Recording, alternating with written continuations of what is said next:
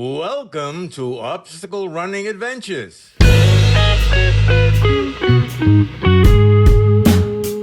It's not using technology and media that could be used to help understand and communicate with.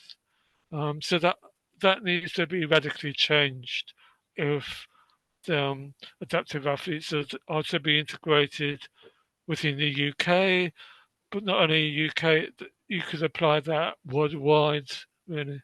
Yeah, I love that in your definition of adaptive athlete. It covers such a great variety of ways that people can be adapting to what life has given them. But it's also difficult and because there's like so many things that like can apply. So I mean, when you think of like Joe DeSena's like rip, 10 million people off the couch, this and that. Like Yeah, this should yeah. apply to everyone, whether you're an adaptive athlete or a regular person. So I think it is vital that like we spend the time thinking, what can races do better? I know we have a local race by us called Boulder Dash. Actually, boop, that medal right there. They have a all abilities team. It used to be called Find Your Bold Team. It's changed names, but it has members of people that have autism spectrum disorder.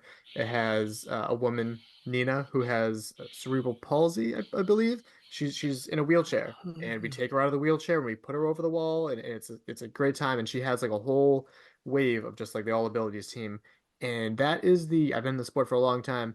That is the only race that I can think of that has made that extra effort into how can we address the needs of the people that other people don't think of. So are there any races that you see by you that seem to be doing it right? Um. Ooh. That's a really good question. Um. I would say, um, with no question, I would say the Philippines Obstacle Federation are literally the gold standard in obstacle racing. They, if you join our OCR Adaptive Athletes group on Facebook, you will see videos examples of how they use the 1 meter um, obstacle course, which is the same kind of course that they will use at the Olympics in 2028. They have got adaptive athletes like Callum Jr., um, EBS, Andrella, um, who's visually partially sighted. They use Callum is amputee, and he just swings through the obstacles like so fast. It's just you have to watch it to really learn how the body power um just just flies through. Me personally, I don't see any disability. What I do see is the body power.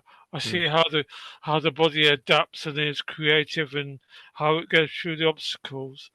You have to understand that you can't apply able body OCR training to the of obstacles to adaptive athletes because with adaptive athletes we have our own way of negotiating and using our bodies to tackle or get over or through or under. Um, so with the Philippines Obstacle Federation, and Al Alberto is the chief of their. Um, they use both able body mixed with adaptive athletes. Um, as in relation to adaptive athletes, they compete to a higher level. Where they're adaptive is they with the visual impairment they have a guide runner who will tap an obstacle. So you're communicating with sound, Yeah. also with verbal prompts to guide the visually impaired athlete along. Um, Also with overhead obstacles, they allow you have markers, but the um with the guide runner is allowed to lift the adaptive athlete up onto the overhead obstacle. And I'm not kidding. Andrea, I should say, sorry. She swings on the monkey bars. She's visually impaired. She can't see it, and she's just swinging from obstacles. Um, the good thing about obstacle racing, it's a really, really good tactile sport. Yeah. The obstacles are made from wood or metal, but it's really, really good. You have to try it. It's Yeah. really good. It's all about obviously trust and you practice. I don't recommend just going out and doing it as a one-off. No, no, no, no. You have to practice with a qualified guide runner or instructor